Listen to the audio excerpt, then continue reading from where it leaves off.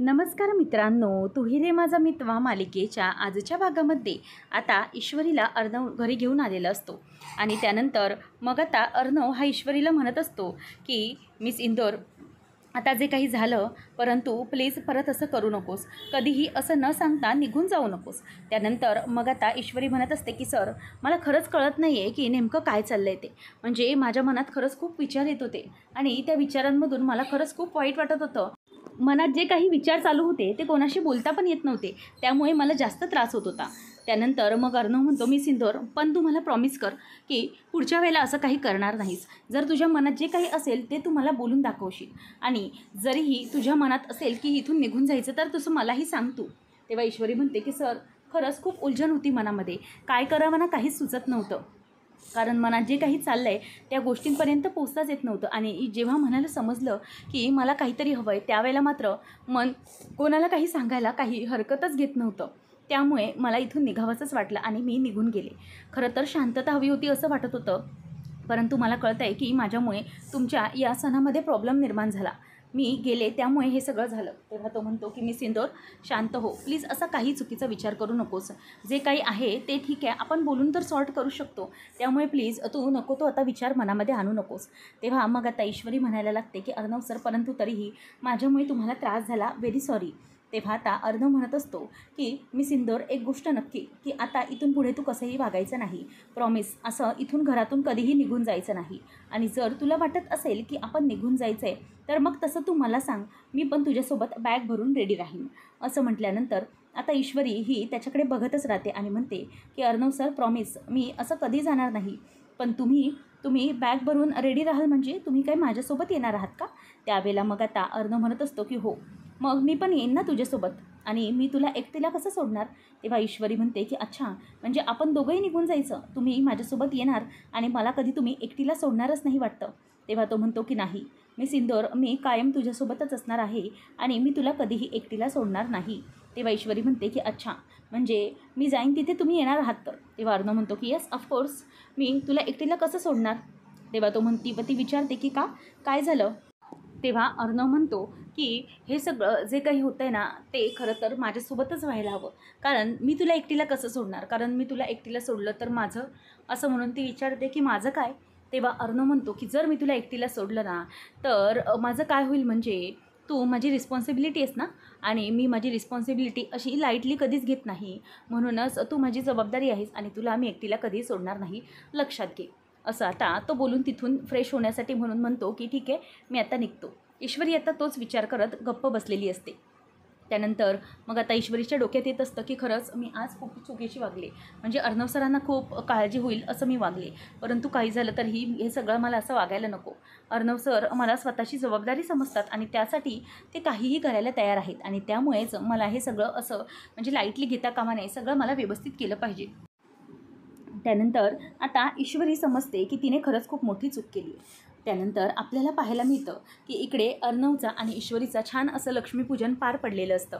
तेवढ्यातच आता तिथून राकेश समोरून आलेला असतो आणि राकेश आल्याबरोबर तो म्हणतो की अरे वा चिंटुकल्या, म्हणजे आज कोणीतरी मुलगा खूप खुश आहे वाटतं, म्हणजे आज लक्ष्मीपूजन करायला मिळालं, त्यामुळे खरंच खूप आनंद झालेला दिसतोय. त्यावेळी आता अर्णव बघतच राहतो आणि म्हणतो की हो येस, मला तर खूप आनंद झाला आहे, मी माझ्या बायकोसोबत म्हणजेच माझ्या मिस इंदोरसोबत आज लक्ष्मीपूजन पार पाडलं त्यामुळे. मग आता त्यावर लगेचच तो म्हणतो की अरे चिंट्या, खुश होऊ नकोस रे एवढा, काय आहे ना, किती खुश झालास तरीही काही होणार नाही आहे, कारण कधी काय एकदा तरी तुला लक्ष्मीपूजन करायला मिळालं, त्याचा इतका आनंद होऊ देऊ नकोस तू. तेव्हा मग लगेचच राकेशला तो म्हणतो की तुला खूप वाईट वाटलेलं दिसतंय मी माझ्या बायकोसोबत लक्ष्मीपूजन केलं म्हणून.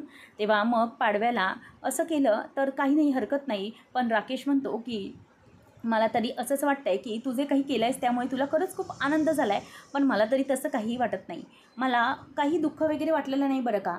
तुला कधी काहीतरी करायला मिळालं त्याचा आनंदच आहे मला, असं अजिबातच मला काही चुकीचं वाटत नाही. परंतु एक गोष्ट लक्षात ठेव, उद्या पाडवा आहे म्हणे, आणि उद्या पाडव्याच्या दिवशी नवरा बायकोला खरं म्हणजे खूप काही छान छान करायला मिळतं, म्हणजे बायको आपल्या नवऱ्याला उठणं लावते आणि खूप काही असं रोमॅन्टिक करायला मिळतं म्हणे.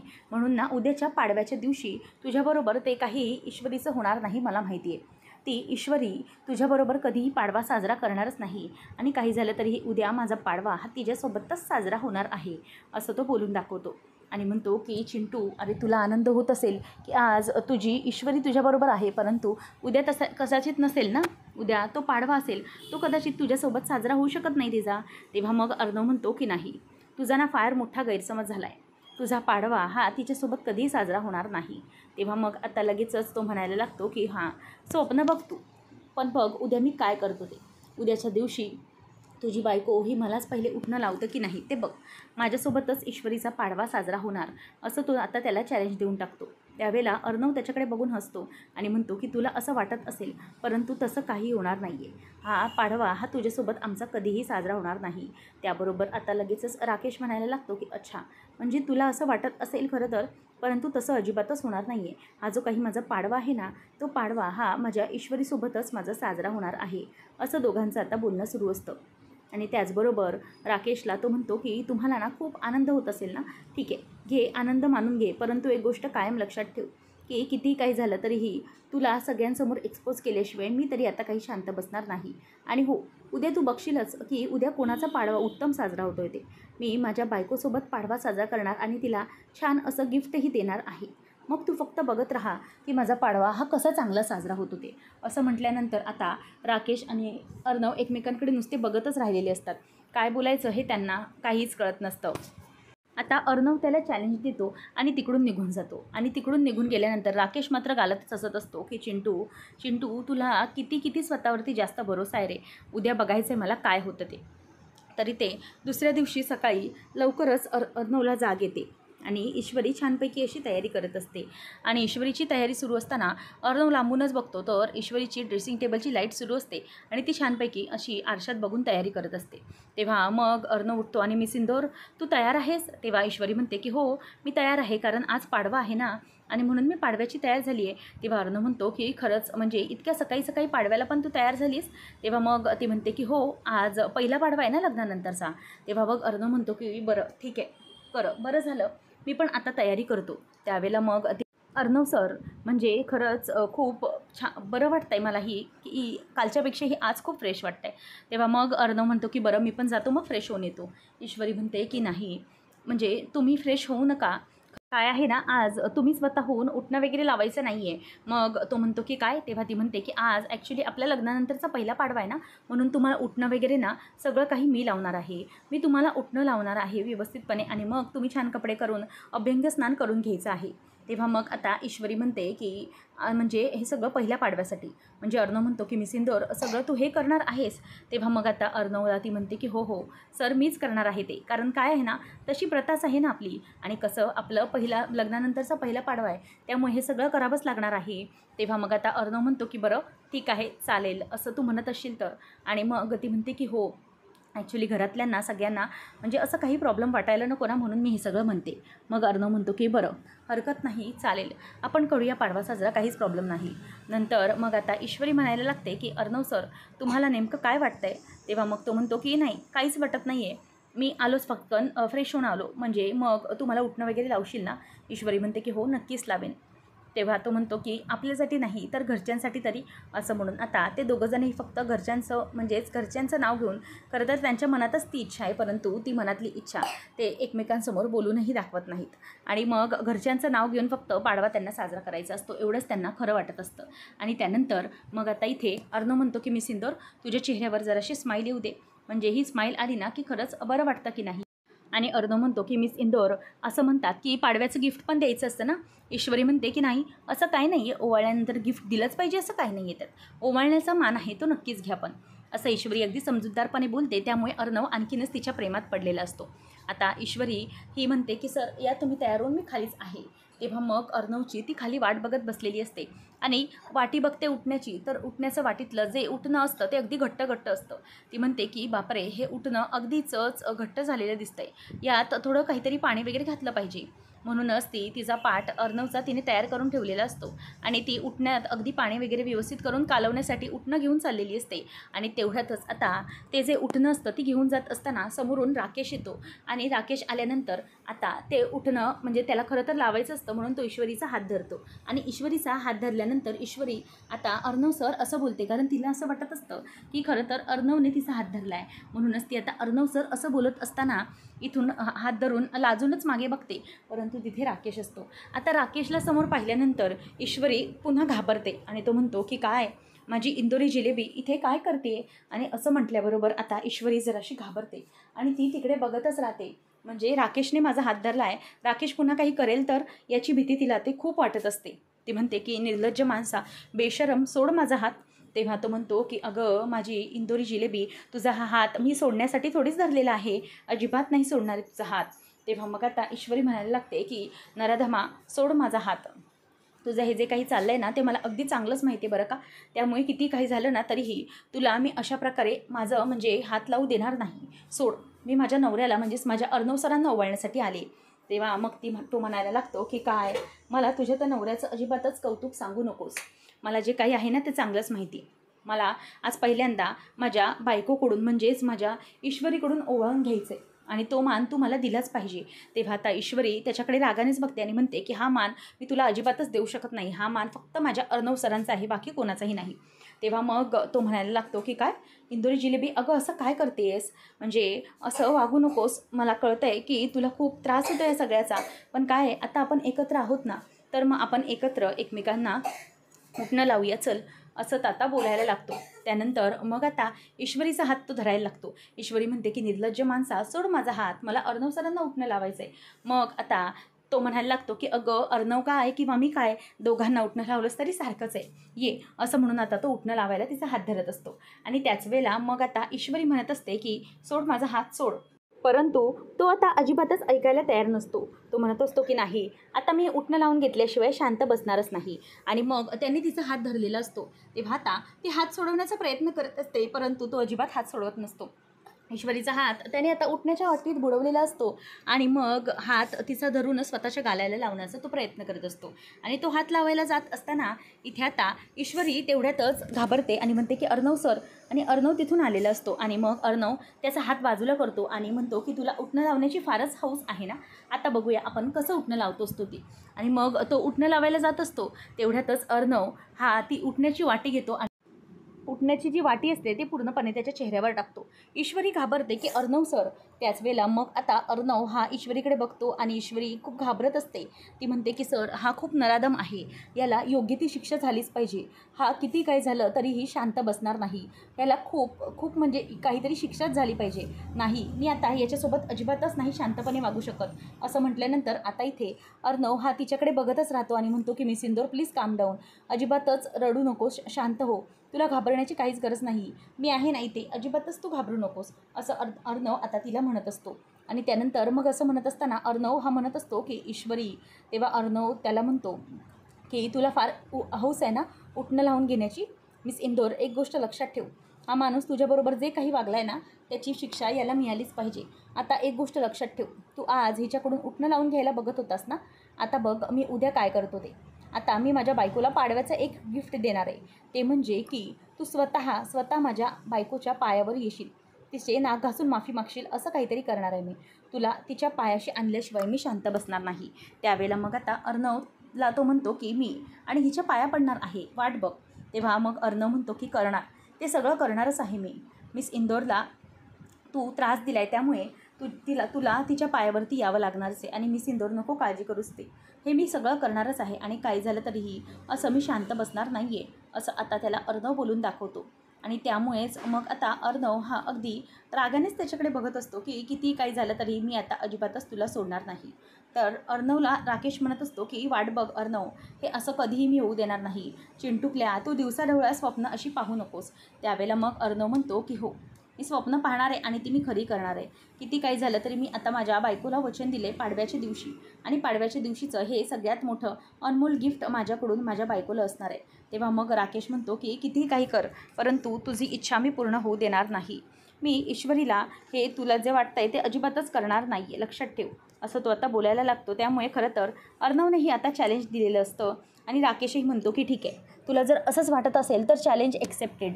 मी अजिबातच आता ऐकणार नाही आहे. आणि ईश्वरी ही त्याच्याकडे बघतच असते, कारण राकेश हा किती नालायक माणूस आहे हे तिला अगदी बरोबरच माहीत असतं. आणि राकेश तिथून आता रागाने निघून जातो.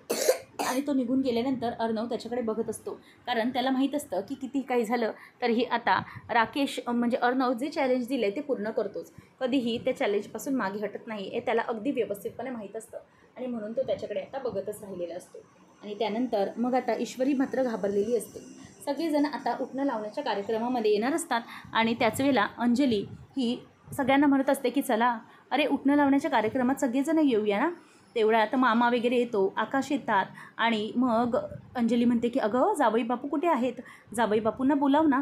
तेव्हा मग ती म्हणायला लागते की हो ते आहेतच. ॲक्च्युली काय झालं ना की अगं झोपेमध्येच ना मी त्यांच्यासाठी वाटीत उठणं तयार करून ठेवलेलं, आणि झोपेमध्येच त्यांनी काय केलं तर ते उठणं ना स्वतःच्याच तोंडाला लावून घेतलं. काही कळत नाही आहे, हे सगळं झोपेतच झालं वाटतं. त्यावेळेला मग आता असं म्हणत असताना तिथून अर्णव येत असतो. आणि अर्णव आल्याबरोबर ईश्वरी त्याच्याकडे बघायला लागते. अर्णव कुठे असं विचारताच तिथे अर्णव खरं तर आलेला असतो. आणि तो आलेला असताना इथे अंजली आणि बाकीचे सगळे त्याच्याकडे बघायला लागतात की ये बाबा ये, नवा नवरा आहेस तू, इथे बस येऊन, असं म्हणून त्याला पाटावर सगळेजण बसायला सांगत असतात. आणि अर्णव मात्र तिथून आलेला असतो. आणि तिथून येत असताना तो ईश्वरीकडे अगदी प्रेमाने बघत असतो. आणि ईश्वरीला आनंद झालेला असतो खरं तर की अर्णवला उठणं तिला लावायचं असतं, तेही सगळ्यांसमोर. आता मामी येते आणि मामाला म्हणते की बरं तुम्ही आता उठणं लावायला सांगताय मला, परंतु मला चांगलं गिफ्ट आणलं आहे ना. तेव्हा मग मामा म्हणतो की हो आणलं मी गिफ्ट बाबा. तेव्हा ती म्हणते की हो चांगलं गिफ्ट असेल ना तरच मी छान मऊ हाताने असं उठणं लावणार, हा नाहीतर उठणंच लावणार नाही, असं ती आता त्याला बोलून दाखवते. तेवढ्यातच आता राकेश पण येतो आणि मग तिला म्हणतो की बरं घे, शास्त्र म्हणून आपण उठणं लावून घेऊया. आणि तोही आता उठणं लावण्यासाठी पाटावर बसून घेतो. परंतु आता ईश्वरी जेव्हा उठणं लावत असते आणि जेव्हा राकेश होते तेव्हा तिला ते सगळं आठवत असतं.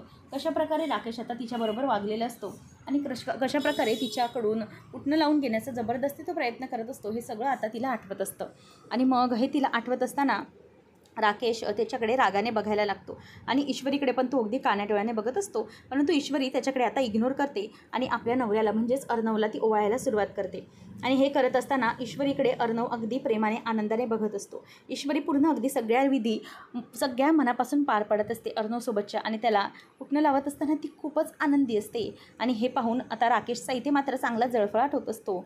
आणि त्याचं आपल्या बायकोकडे म्हणजेच अंजलीकडे अजिबातच लक्ष नसतं. ईश्वरीचं काय सुरू आहे याच्याकडेच त्याचं फक्त लक्ष असतं. ईश्वरी आणि अर्णव एकमेकांना आता बघतच असतात. आणि ईश्वरी उठणं लावत असताना अर्णवला खरंच खूप आनंद होत असतो. ईश्वरी आता सुरुवातीला अर्णवच्या असं गालाला उठणं लावते आणि त्यानंतर मग त्याच्या असं मानेला वगैरे उठणं लावायला घेते. आणि लावत असताना अर्णव तिच्याकडे बघतो की मिस इंदोर खरंच खूप तू छान दिसत आहेस. आणि तिच्या त्या दिसण्यामध्ये आता अर्णवला खरंच खूप आनंद होत असतो. आणि मग ते उठणं लावत असताना ईश्वरीकडे तो बघतच राहतो. आणि नंतर ईश्वरी अर्णव एकमेकांच्या प्रेमामध्ये पूर्णपणे आता बुडून गेलेले असतात. दोघं एकमेकांकडे बघत असतात. परंतु आता ईश्वरी ही अर्णवकडे बघतच लाजत असते. दोघांची एकमेकांकडे नजरानजर होत असते. आणि ती होत असताना राकेश बघत असतो. राकेशला खरं तर त्या उठण्याची ॲलर्जी होत आहे असं तो दाखवत असतो. आणि त्याला हे सगळं बघवत नसल्याने तो तिथून आता रागाने उठूनच जातो. तेव्हा मग हे सगळं पाहिल्यावर मामी म्हणते की अगं जावई बापू. तेव्हा अंजली म्हणते की हो अगं त्यांना ना जरा ती ॲलर्जी आहे ना म्हणून, ठीक आहे जाऊ दे. मग नंतर आता आकाशला ती म्हणायला लागते की अरे आकाश बाळा ये बस ना पाटावर. असं म्हटल्यावर आता तिथून राकेश उठून जातो आणि आकाश त्याच्या पाटावर येऊन बसतो. आणि पाटावर येऊन बसल्यानंतर इथे ईश्वरी आणि अर्णव एकमेकांकडे बघतच राहिलेले असतात. आकाशला आता ती बसायला सांगते आणि त्याला आता उठणं वगैरे लावून देत असते. आता अर्णव हा ईश्वरीकडे बघतो तेव्हा ईश्वरी ही अर्णवच्या पायाला आता व्यवस्थितपणे उठणं लावून देत असते. आणि मग अर्णवला कळतं की ईश्वरी हळूहळू त्याच्यामध्ये गुंतत चाललेली. आता हे सगळं पाहत असताना आकाशही अगदी आनंदाने त्यांच्याकडे बघत असतो आणि म्हणतो की चला आता पाडवा तर छान साजरा झालेला आहे. बाबा तुम्ही आईसाठी चांगलं गिफ्ट आणलं आहे ना. तेव्हा तो म्हणतो की हो रे बाबा आणले गिफ्ट चांगलं, नाही तर आई काही ऐकणार आहे का, माहिती आहे ना तुला दरवर्षीचं. आता आकाशला मामा असं बोलून दाखवतो त्यामुळे मामाही हसायला लागतो. आणि मग वल्लरी म्हणते की काय आकाश तुझं काय चाललं आहे आता. त्याचबरोबर आता सगळ्या जणांचा छान असा ओवाळीने करून पाडवा साजरा होणार असतो. आता मामा म्हणत असतो की काय अर्णव तू पण गिफ्ट आणलेस ना आपल्या बायकोसाठी, नाहीतर मग काय तुझा तर पहिला पाडवा आहे. तेव्हा मग तेवढ्यातच एक गुरुजी येतात आणि ते म्हणतात की नमस्कार, मी जोशी गुरुजी आहे, इंदोरवरून आलेलो आहे. तेव्हा मग सगळेजण खुश होतात की इंदोरवरून गुरुजी आलेत. तेव्हा तो आतमध्ये येतो आणि सगळेजणांकडे बघायला लागतो. तेव्हा मग म्हणतो की ॲक्च्युली आम्हाला इंदोरचे जे एक देवस्थान आहे ना, जी तुमची कुलदेवता आहे, तिथून मी आलो आहे खरं तर. परंतु एक गोष्ट आहे की मला या गोष्टीत तुम्हाला म्हणजे सगळ्यांना एक संकेत द्यायचा होता तुमच्या कुटुंबाला, म्हणजेच राजे शिर्के कुटुंबाला. तेव्हा आता ती अंजली म्हणते की नक्की म्हणजे काय आहे. तेव्हा तो म्हणतो की खरंच यावर्षीचे जे लक्ष्मीपूजन झालं आहे ना, त्यावरून आम्ही एक तुम्हाला दैवी संकेत द्यायला आलो आहे. ते म्हणजे की तुमच्या घरची जी गृहलक्ष्मी असेल ना, तिची तुमच्या घरात पूजा झाली पाहिजे. तेव्हा अंजली म्हणते की अरे वा, ही तर खरंच खूप आनंदाची गोष्ट आहे. यावर्षीच आमच्या अर्णवचं लग्न झालं आहे, तर मग त्याची बायको आहेच, पण तिची पूजा कोणी करायची, अर्णवने का, म्हणजे तिच्या पतीने का. तेव्हा ते म्हणतात की नाही नाही, म्हणजे अर्णवने ही पूजा करायची नाही आहे. खरं तर ही पूजा अर्णवने न करता घरातल्या कुठल्या तरी कर्तबगार पुरुषांनीच करायची आहे, म्हणजेच दुसऱ्या कोणाच्या तरी हातून ही पूजा झाली पाहिजे. असं म्हटल्यावर आता ईश्वरी बघतच बसते आणि अर्णवचं लक्ष राकेशकडे असतं. राकेश हा त्यांच्याकडे दोघांकडेही रोखून बघत असतो आणि त्याला एक कळून चुकलेलं असतं की कदाचित यामध्येच अर्णवचा काहीतरी डाव आहे, कारण अर्णवने मुद्दामच हे सगळं करायला सांगितलेलं असेल असं त्याला वाटत असतं आणि राकेशकडे तो बघतच राहिलेला असतो. आता त्याच्या डोक्यामध्ये नेमके वेगळेच विचार सुरू असतात. आता हे सगळं ऐकून अंजली पण खुश झालेली असते. ती गुरुजींना आता बसायला सांगते आणि नक्कीच कोणाकडून तरी पूजा करून घेईन असं म्हणत असते. तर पुढच्या भागामध्ये ईश्वरी खूपच खुश असते आणि ती म्हणत असते की अर्णव सर, मला खरंच खूप आनंद झाला की तुम्ही राकेशला आज माझे पाय धरायला लावलेत. मला खरंच खूप बरं वाटलं की तुमच्यामुळे हे सगळं शक्य होऊ शकलं. आता मला इतका आनंद झाला आहे ना, त्या नराधमाने माझे पाय धरलेत म्हणून. आता मला खरंच खूप बरं वाटतं. या बदल्यात तुम्हाला काय रिटर्न गिफ्ट हवं आहे ते तुम्ही मला सांगा, कारण पाडव्याच्या दिवशी तुमच्याकडून मला खूप छान गिफ्ट मिळालं. तेव्हा मग अर्णव म्हणतो की हो नक्कीच तुला मी गिफ्ट देणार म्हणजे देणार, परंतु काय गिफ्ट हवं आहे. ती म्हणते की तुम्हाला काय गिफ्ट हवं आहे. तेव्हा अर्णव म्हणतो की ठीक आहे, मी तुला गिफ्ट देतो. ते म्हणजे आता तू मला सांग की तू मला काय देणार आहेस गिफ्ट. तेव्हा ईश्वरी आता त्याच्याकडे बघतच बसते आणि अर्णव हा तिच्याकडे बघत असताना ती अगदी लाजत असते. त्यानंतर आता आपल्याला पाहायला मिळतं की राकेशला खूप राग आलेला असतो. तो म्हणतो की अर्णव, या हातानेच तू मला त्या ईश्वरीची पाय धरायला लावलेस ना, पण लक्षात ठेव, मी आता हरलोय असं स्वतःला समजतो, परंतु आता या हरण्यामध्ये मी नक्कीच काहीतरी जिंकून दाखवणार आणि हा नवीन राकेश उभा असेल. आता अर्णव, तुझा विनाश हा नक्की आहे. मी असं काहीतरी करेन ज्याने तुझं पूर्ण वाट लागून जाईल. असं म्हणून आता राकेशच्या मनात बदल्याची भावना निर्माण झालेली असते. आता नेमकं राकेश पुढे काय घडणार पाहणं रंजकतेचं ठरेल. अशाच अपडेट्ससाठी चॅनलला नक्की सबस्क्राईब करा.